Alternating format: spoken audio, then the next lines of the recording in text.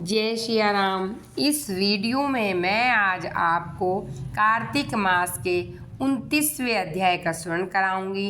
प्रभु कृपा से लिख रहा सुंदर शब्द सजाए कार्तिक मास महात्म्य का 29वां अध्याय।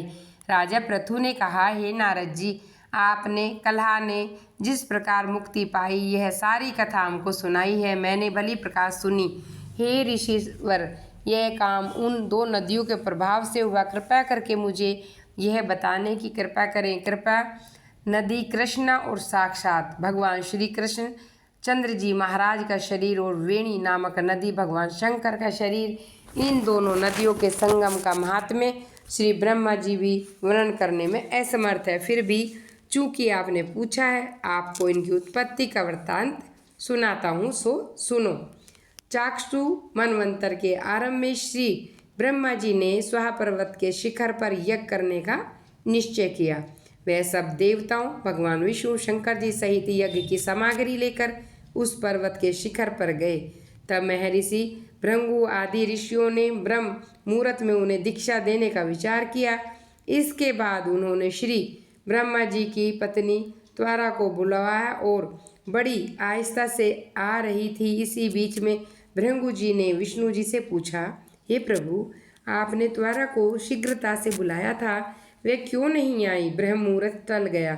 इस पर भगवान विष्णु ने कहा, यदि त्वरा यथा समय यहाँ पर न आई तो आप गायत्री को ही स्त्री मानकर दीक्षा विधान कर दीजिएगा। क्या गायत्री पुण्य कर्म में ब्रह्मा जी की स्त्री नहीं हो सकती?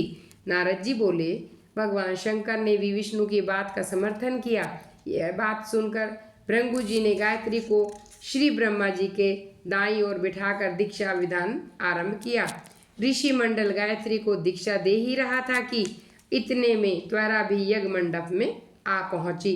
श्री ब्रह्मा जी के पास में गायत्री को बैठा देखकर ईर्ष्या से क्रोधित होकर त्वरा ने कहा, जहाँ अपूज्यों की पूजा होती है, पूज्यों की अप्रतिष्ठा होती है, वहाँ पर मृत्यु तथा भय सभी अश्वमेघ हुआ करते हैं। यह गायत्री ब्रह्मा जी की दाईं ओर वह मेरे स्थान पर बैठी है। यह दृश्य बहने वाली नदी होगी। आप लोगों ने अविचार से इसे जो मेरे साथ बिठाया है, आप भी सबके सब जड़ रूप नदी होंगे।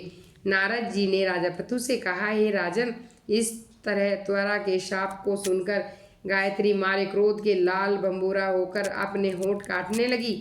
देवताओं के मना करने पर उसने उठकर त्वरा को शाप दे डाला। गायत्री ने कहा, ब्रह्मा जी जैसे तुम्हारे पति हैं वैसे ही मेरे पति भी हैं। तुमने व्यर्थ ही शाप दिया, अतः तुम भी नदी हो जाओ। नारद जी ने कहा, तब तो देवताओं में भी खलबली सी मच गई। वह त्वरा को दंडवत होकर प्रणाम करने लगे। बोले, हे देवी, तुमने जो ब्रह्मा आदि सब देवताओं को श्राप दिया है, इससे यदि हम सब जड़ रूप नदियों हो जाएंगे, फिर निश्चय ही यह तीनों लोग न बच पाएंगे, क्योंकि यह शाप तुमने बिना विचार किए दिया है। वापस ले लो। त्वरा ने कहा, हे देवतागण, आपने यज्ञ के आरंभ में गणेश पूजन नहीं किया, इसलिए यह विघ्न उपस्थित हुआ है। मेरा यह शाप कभी खाली नहीं जा सकता, इसलिए आप सब अपने अंगों से जड़ी भूत होकर अश्वमेघ यज्ञ नदियाँ बनो। हम दोनों सोते भी अपने अपने अंशों से पश्चिम में बहने वाली नदियाँ बनेंगे। नारद जी ने राजा पृथु से कहा, त्वरा के यह वचन सुनकर सभी देवता विष्णु शंकर आदि अपने अपने अंशों से नदियां बन गए।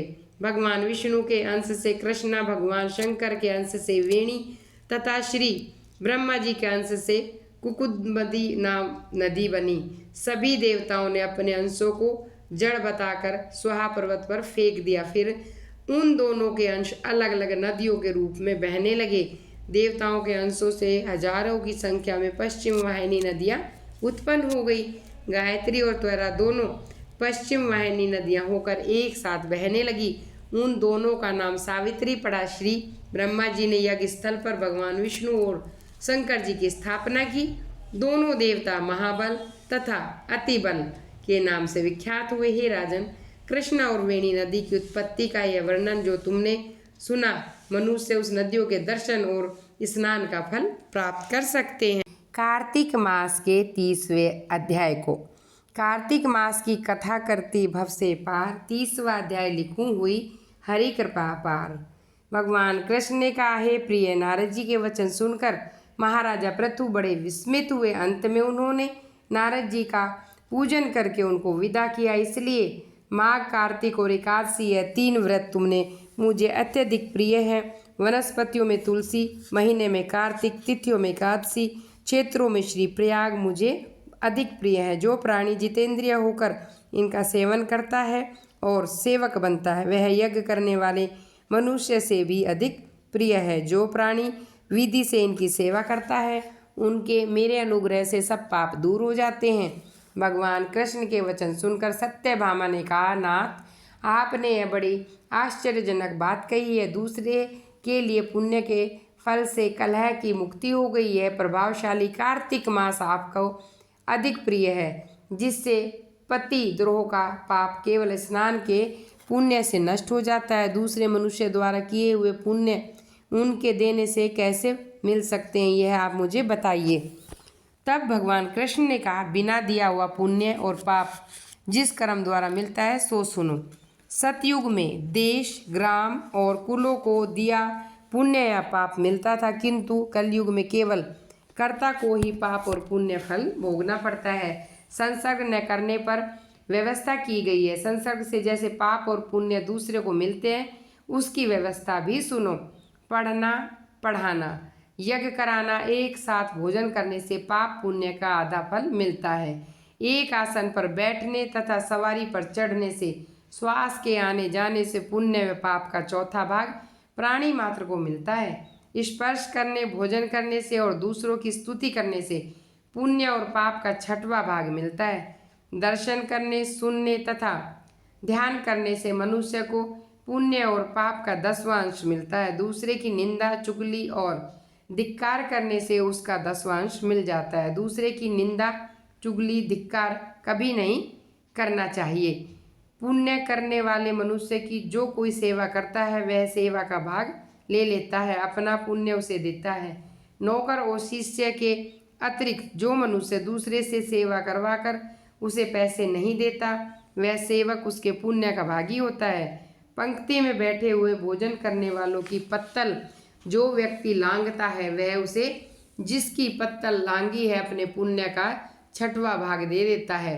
स्नान तथा ध्यान आदि करते हुए मनुष्य जो व्यक्ति बातचीत करता है या उसे स्पर्श करता है, वह अपने पुण्य का 6वां भाग दे डालता है। जो मनुष्य धर्म के काम के लिए दूसरों से धन मांगता है, पुण्य का भागी होता है। ठीक उसी तरह जिस तरह की दान करने वाला पुण्य का भागी होता है। जो मनुष्य धर्म का उपदेश करता है, पश्चात श्रोता से याचना करता है, अपने पुण्य का 6वां भाग उसे दे देता है।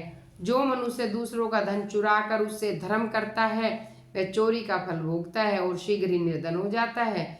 जिसका धन चुराता है वह पुण्य का भागी होता है। बिना ऋण के उतारे जो मनुष्य मर जाता है, उनको ऋण देने वाले सज्जन मनुष्य के भागी होते हैं। शिक्षा देने वाला, सलाह देने वाला, सामग्री को जुटाने वाला तथा प्रेरणा देने वाला, यह पाप और पुण्य के 6ठे भाग को प्राप्त करता है।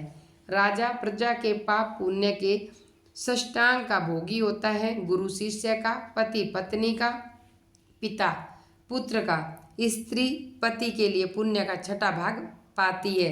पति को खुश करने वाली आज्ञाकारी स्त्री पति के लिए पुण्य का आधा भाग ले लेती है। जो पुण्यात्मा प्राय लोगों को दान करते हैं, वह उनके पुण्य का 6ठा भाग प्राप्त करते हैं। जीविका देने वाला मनुष्य जीविका ग्रहण करने वाले मनुष्य के पुण्य के 6ठे भाग को लेता है। इस प्रकार दूसरे के पुण्य अथवा पाप के कौन से भाग कितने कब मिलते हैं, ये मैंने आपको बताए, किंतु यह नियम जो कि मैंने बताए हैं कलयुग में लागू नहीं है। कलयुग में तो एकमात्र कर्ता को ही अपने पाप और पुण्य भोगने पड़ते हैं। इस संबंध में एक बड़ा पुराना इतिहास है जो कि पवित्र भी है और बुद्धि को देने वाला भी है। उसे मैं 21वें अध्याय में सुनाऊंगा। जय सिया राम।